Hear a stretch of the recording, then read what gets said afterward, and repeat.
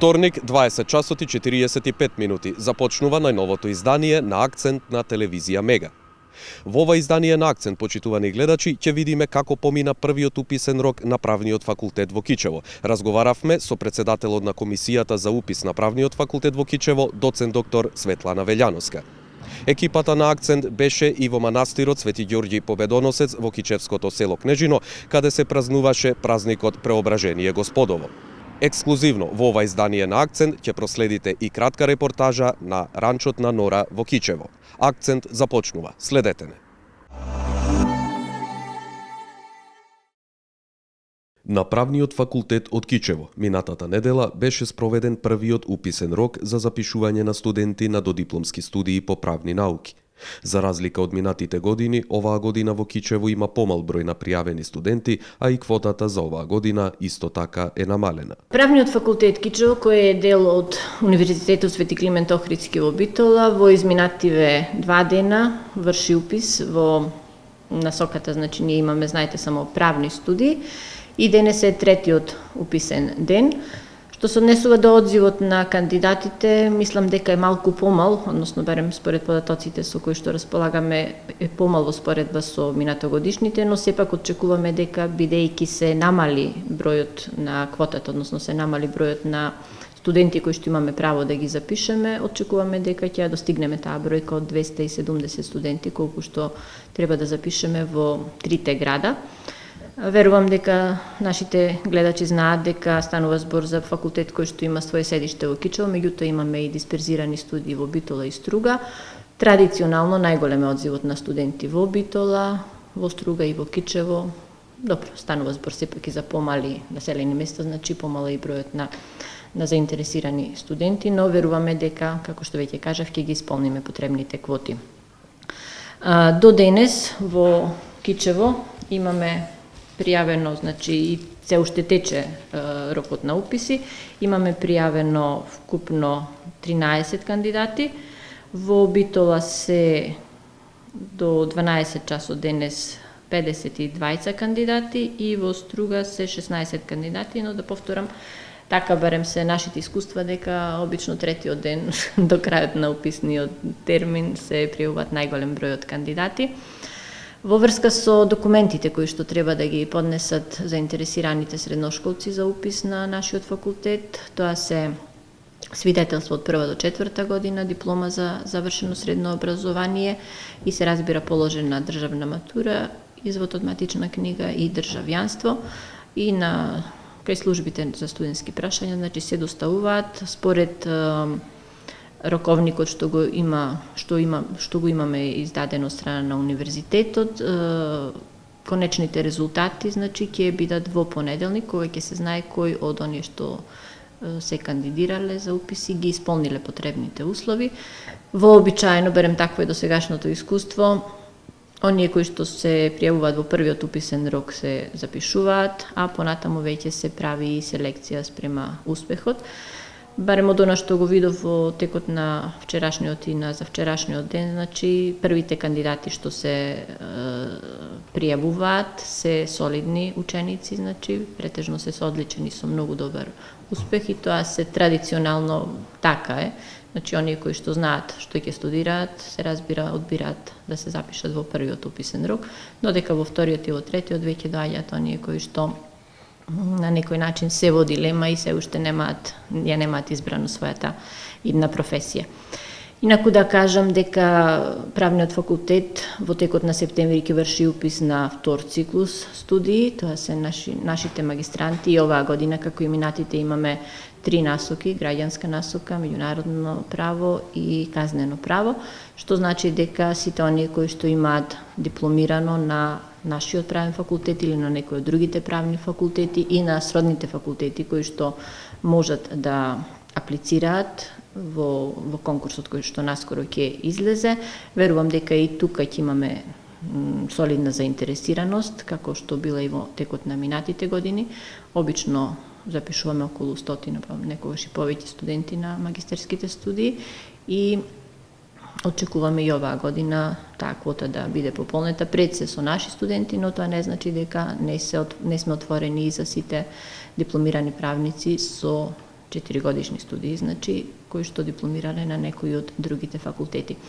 Инаку изумив да кажам дека и оваа година на правниот факултет се 3-годишни студии, значи правниците што ќе се запишат оваа година ќе имаат можност да се стекнат со 180 кредити. Меѓутоа во следните две фази, значи имаме уште две можности, се запишуваат значи во 4-та година и во 5-та година за да ги освојат оние 300 кредити што им се потребни за полагање на правосуден испит, но се разбира тоа се веќе приватни квоти за финансирање, не се во овие државните квоти. Правниот факултет Кичево со своите дисперзирани студии во Битола и во Струга овозможува идеални услови за сите заинтересирани кандидати. Зошто го велам ова? Знаете дека факултетите кои што се матични, односно наму каде што е седиштето, цената на студирањето во државната квота е 200 евра, тоа е значи случајот со Кичевскиот факултет, а додека оние кои што се запишани како вонредни студенти плаќаат 400 евра и се разбира во квотата со партиципација, додека на дисперзираните студии во Струга и во Битола квотата за партиципација и државните студенти студираат само за 100 евра, а додека вонредните студенти во трите града се по 400 евра. Околу квалитетот на студиите, значи она што студентите го добиваат за партиципацијата која што ја плаќаат е дека ќе имаат навистина квалитетно образование кое што го добиваат од истите професори, значи што предаваат и во Кичево, предаваат и во Битола и во Струга. Тоа е една придобивка која што верувам дека нашите студенти во дисперзираните студии знаат да ја ценат и резултатите покажуваат дека имаме солиден интерес на ново запишани студенти и во овие два града каде што се нашите дисперзирани студии, исто како и во матичниот во Кичево. Во Кичево, како и на дисперзираните студии во Битола и Струга, се пријавија 108 кандидати, а се очекува бројката од 270 студенти да биде пополнета со вториот и третиот уписен рок. Вториот уписен рок е на почетокот на септември, значи 1 и 2 септември, овој пат станува збор само за 2 дена.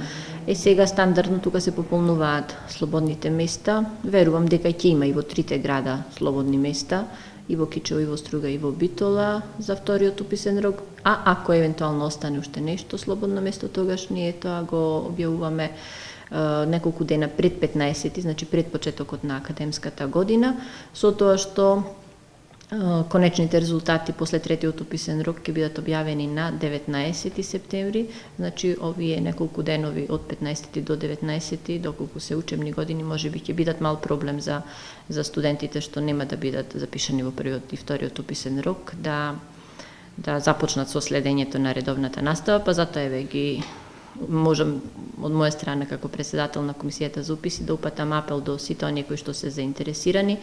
Најдобро е да се запишат во првиот или во вториот уписен рок, се разбира доколку нивниот избор е правниот факултет во Кичево со дисперзиите во Струга и во Битола. Од правниот факултет во Кичево очекуваат дека со полн капацитет на 15 септември успешно ќе започне новата академска година за сите новозапишани студенти.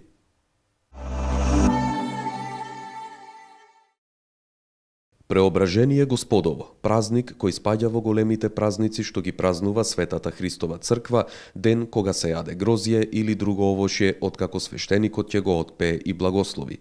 Тоа представува и благодарност кон Бога за дадените плодови на земјата.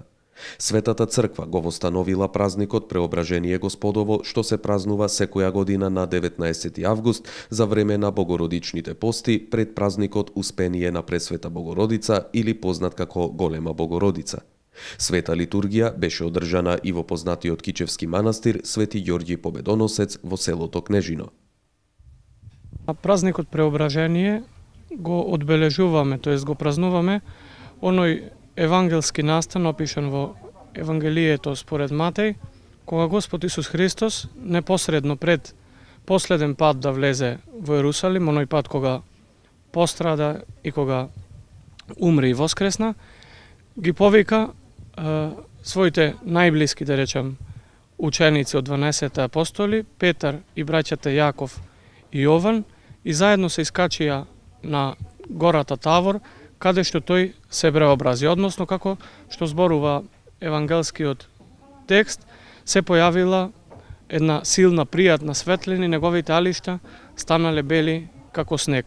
Не случајно Господ Исус Христос ги одбира овие тројца ученици, бидејќи овие тројца ученици се одделувале од другите апостоли според нивната вера. Нели, апостолот Петар е секогаш оној кој што прв зборува, е најимпулсивен, да речем најтемпераментен од апостолите, а како што знаеме и двајцата браќа Јаков и Јован, Христос ги нарече во Анергес или синови на громот поради нивната пламена вера.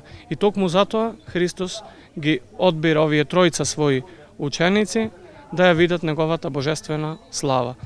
Откако ќе се искачат на плавенината Тавор, тие изненадно ќе забележат таа светлина кај Христос и како тој разговара со двата големи старозаветни пророци, пророкот Мојсе и пророкот Илија. И не случајно овие двајца пророци се наоѓаат во овој евангелски настан или собитие опишано во Евангелието, бидејќи тоа се пророците кон кои можеби еврејскиот народ имаше и најсилен, најголем култ кон Мојсей како законодавец кој им го пренесе од Бога религиозниот, а и државен закон, бидејќи и државно евреите се управува според Мојсевиот закон, и Илија поради неговата силна ревност кој во проповедта, поради неговата силна вера и поради тоа што не доживеал биолошка смрт, току како што опишува Стариот Завет, книгата Царства, жив се вознесол на небото. И така апостолите гледаат како Господ Исус Христос во голема светлина разговара со овие двајца новозаветни пророци. Немајќи што да зборува, Петар повторно тука се јавува како оној кој што е најимпулсивен, најтемпераментен, па вика: добро ни е Господи да останеме овде, го парафразирам евангелскиот текст, може да направиме 3 сеници или 3 шатори. Што значи тоа? Бидејќи евреите главно како номадски народ живееле често во шатори, Петар како да сака да каже дека пријатно ни е тука, може за секогаш да останеме да бидеме тука. И тога се слуша оној глас од небото, вика облак засени, вика: ово е мојот возљубен син, него послушајте го, зборува Бог Отец, првото лице на Света Тројица.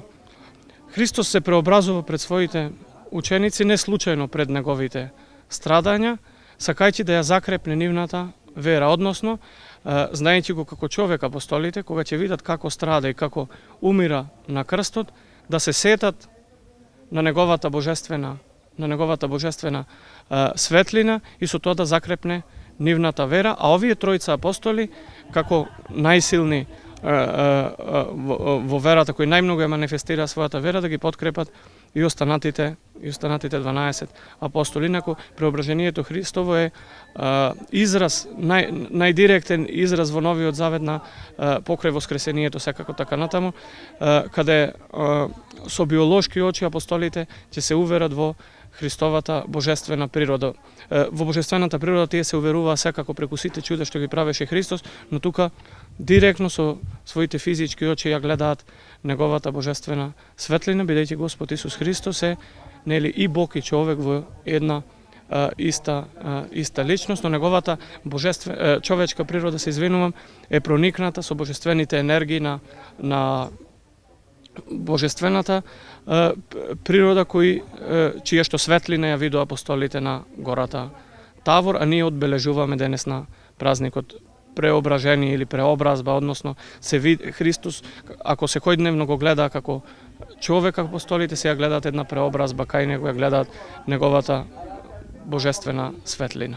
Манастирот Свети Ѓорѓи Победоносец е еден од најзначајните манастири во Република Македонија од религиозен, но и од историски аспект, зашто сведочат археолошките ископини во дворот на манастирот, каде се откриени голем број на споменици, главно од христијанското средновековие.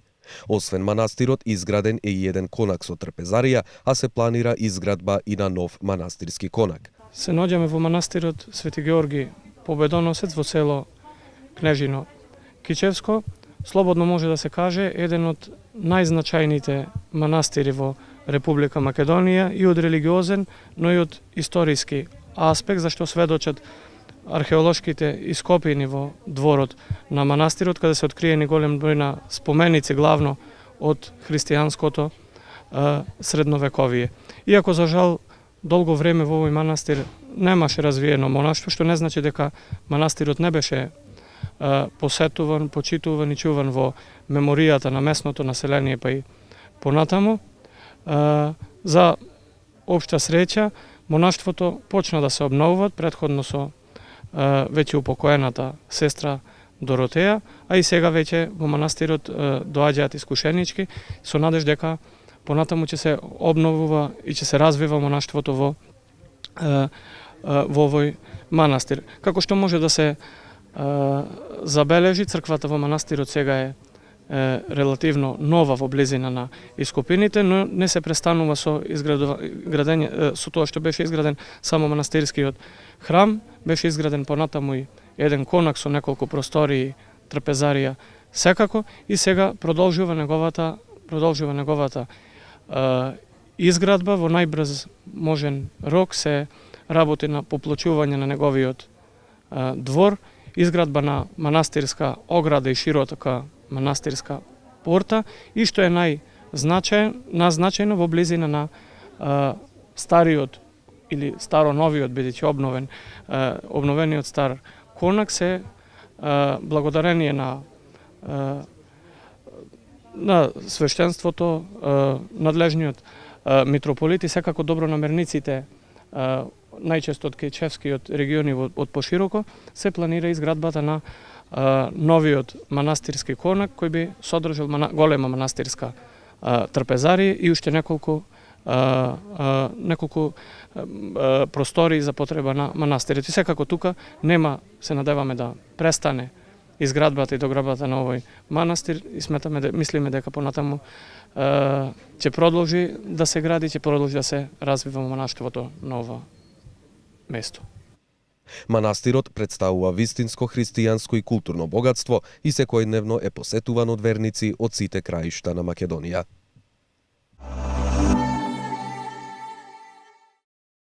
На околу 4,5 километри од градот Кичево, екипата на телевизија Мега се наоѓа на едно навистина прекрасно место кое што е наречено Норас Ранч или Ранчот на Нора.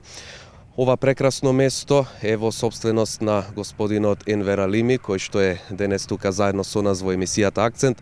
Господине Алими, најпрвин од екипата на телевизија Мега, честитки за ова прекрасно изградено место.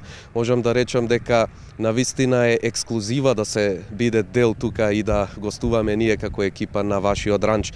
Јас еве на почеток би ве запрашал од каде токму идејата во Кичево да има еден ваков ранч, бидејќи не само во Кичево, може би и во цела Македонија вие сте првиот кој што сте направиле и сте изградиле нешто вакво. Добро, прв треба еден да биде, без разлика кој е. Идејата е ме од детинство да имаме нешто вака во Кичево, да со коњи да се бавиме, да имаме што да јаваме. Во Кичево нема нешто специјално за млади, за деца, за друга култура. Така дојдов на тоа. Ја пред неколку години сум работил во Швајцарија, во фарма вака, исто во овај стил. И секогаш мислев да имам сам една ваква. И така дојде до тоа сонот мој да се реализират. Така, навистина ова можем да кажем дека е распространето на една огромна површина, каде што имате разни, можем да кажем, делови кои што се секој засебни.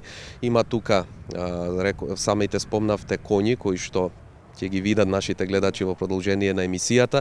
Исто така чувате и поголем број на крави, од кои што произведувате и млеко. Меѓутоа, тука и прекрасниот ресторан, кој што нуди на вистина, можем да речам, и разни други услуги. Сето тоа сигурно дека бара и добра организација и многу време. Колку вие с оваа идеја до стварност, колку време ви беше потребно за сето ова денес веќе да биде во функција? Добро, и идејата беше подалечна, само реализирано е меѓу година и пол. Све е направено со све земја, ја не сум имал ништо овде, све е купено и правено толку година и пол. Има што е све направено овој објектот, со све крави, со све коњи, со све ресторан напуштен. Ова не е некој ресторан, ова е мал ресторан, да кажеме салун, што треба Може самите гости да уживаат тука. да имат, да. Јас себе предлагам во продолжение нашите гледачи да проследат и дел од сите тие коњи, крави и се она што чувате тука, да видат што всушност представува ранчот на Нора. Може да одиме. Задоволство, да.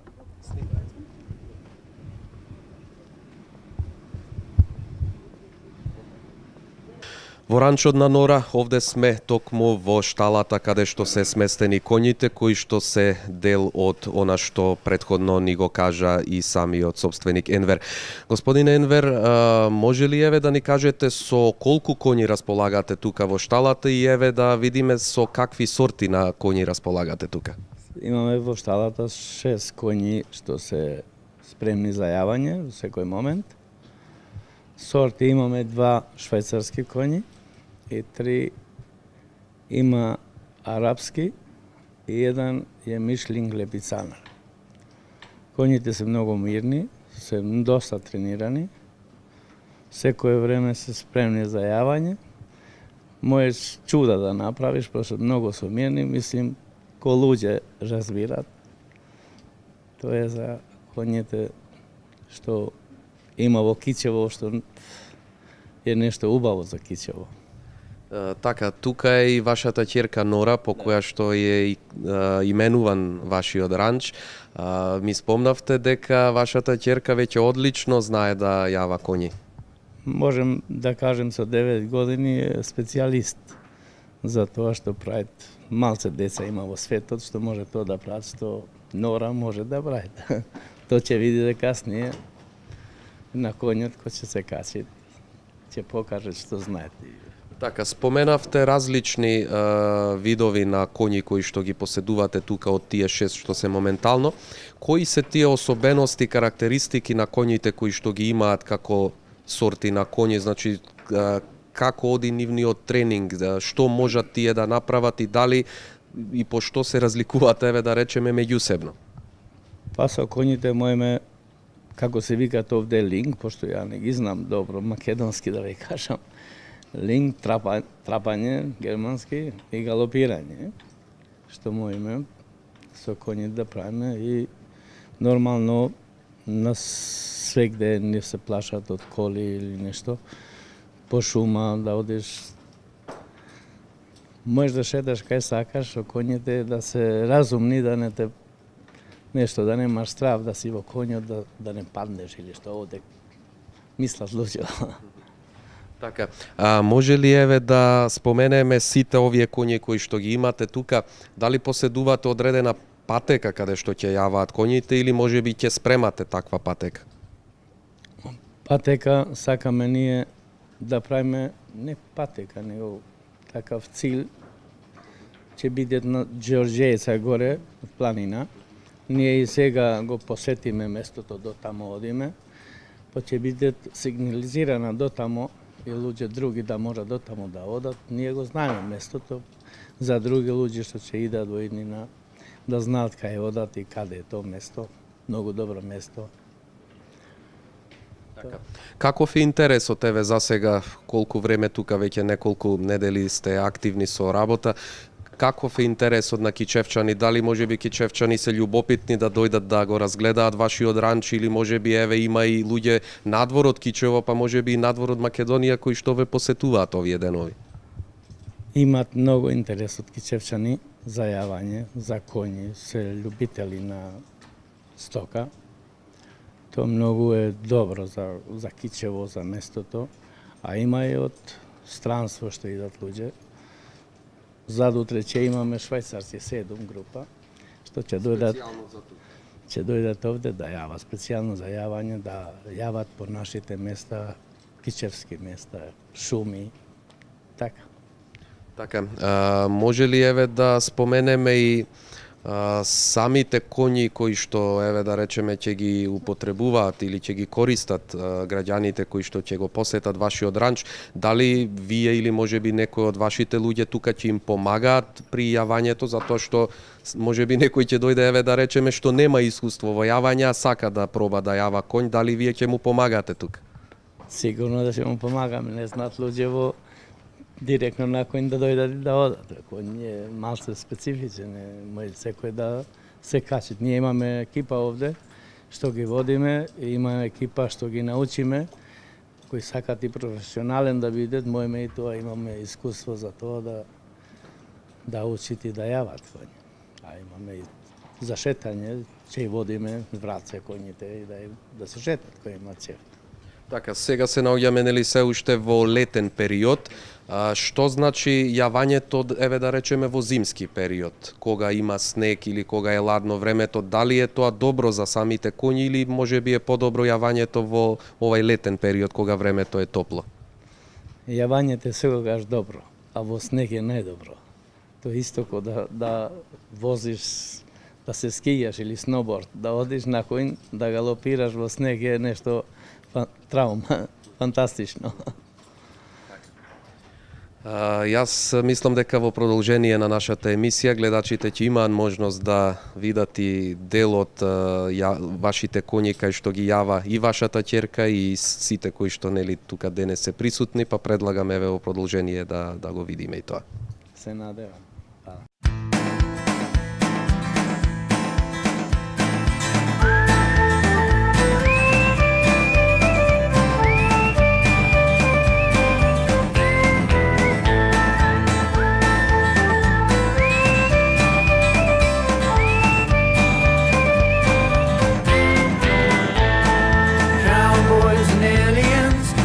Save the world again. If we lose and no one wins, we all fall down. Cowboys and aliens, hear them shouting in the wind. Absolution for our sins, all fall down.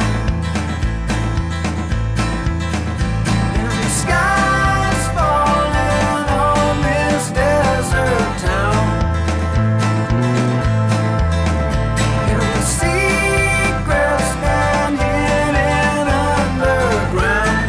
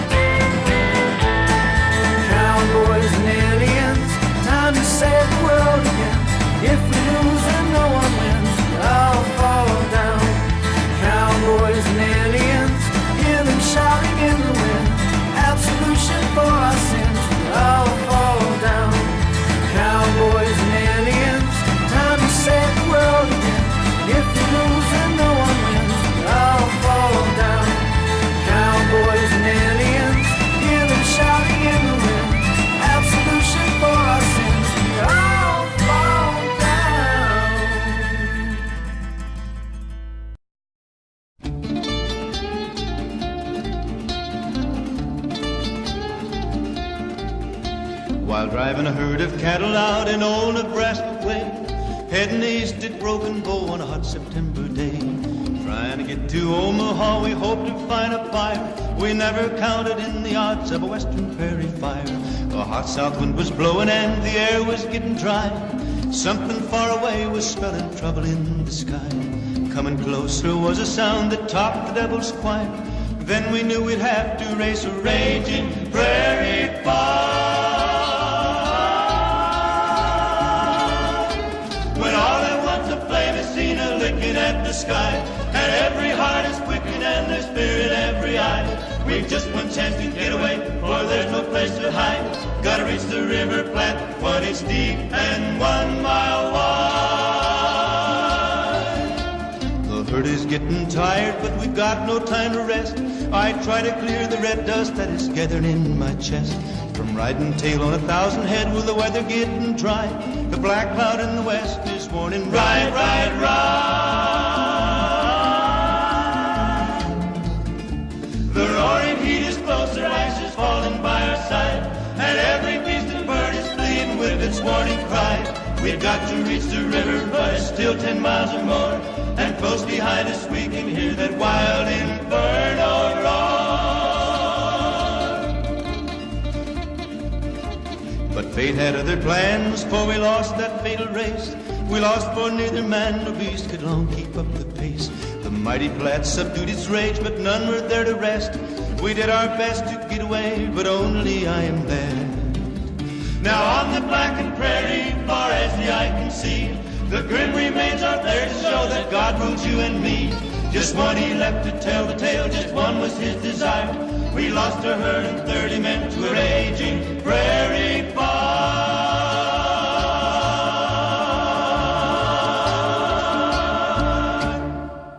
Во ранчот на Нора, освен коњите кои што се на располагање за јавање, господинот Алими чува и над 100 грла крави кои што се сместени токму во оваа штала тука. Господине Алими, еве ги видовме коњите, тука се и кравите. Што всушност е интересот да ги чувате тука и овие над 100 грла крави? Добро, Кичево е негде, да кажеме, ко Алпен. Надморска висина е преку 700 метра и тука да чуваш крави, мислим, е добро. Лепота, што кажуват.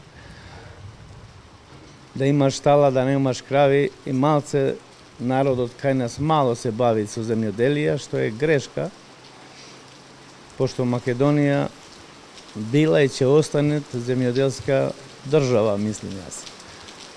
Треба да имат земјоделија да се развијат, да имаме наше млеко, наше месо. Тоа што реков е алпска висина и треба да имаме и продуктот е поквалитетен, и млекото, месото. Да? Кој тип на крави ги чувате тука? Ние имаме швајцарски они абицелки и холанд сорта од крави.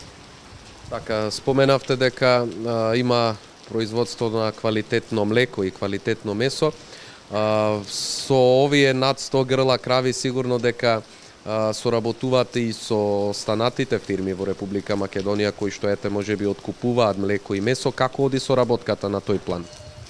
Ние работиме со B-Milk Bitola, многу добро, многу коректно на двете страни. Се трудиме да имаме квалитет и да биде све добро. Имаме негде све 10 работници тука што се запослени. И мислим, за почеток е многу добро. За вако малце време е све како треба. Господин Алими, навистина човек ви се восхитува на сите овие работи кои што ги имате тука на вашиот ранч, на ранчот на Нора. Може ли еве да откриеме за нашите гледачи дали може би планирате и нешто плюс, нешто ново да имате тука на вашиот ранч? Дали може би еве ова поднебје, како што кажавте, освен што е добро за одгледување на крави, дали е во план нешто и друго на вашиот ранч да се најде во брзо време? За брзо време мислиме да имаме тенис игралиште, базен, а што Појќе сакам да направам нешто тука во Кичево и околината немаме ветеринарство, што тоа е на предвид да се прави тоа да имаме тука во Кичево. Со све модерни средства што треба да имате една ветеринарна. Така, што би им порачале еве на кичевчани и на сите оние кои што еве ќе не гледаат во оваа емисија? Јас и во моje име еве би ги поканил, навистина е прекрасно ова место тука. Доволно е да се биде присутен, а сигурно задоволството е уште поголемо да се проба да се јава и конј, да се види самата работа тука што ја имате вие, да се посети и вашиот ресторан, значи се она што на вистина е ексклузивно и на европско ниво, можам да речам. Ја може да реча и да ја канем младината од Кичево да не се срамат од полипривреда, од земјоделија, да го работиме заедно земјоделијата, пошто ни требат и сме зависни од тоа. Фала ви многу, благодарам. Господин Алими, ви посакувам многу успех во вашата понатамошна работа и се надевам ќе се видиме наскоро повторно, ќе не удостоите да присуствуваме кај вас тука. Фала, благодарам. Почитувани гледачи, верувам дека го задржавме вашето внимание и во ова издание на Акцент. Со нови содржини гледајте не наредниот вторник. Довидување.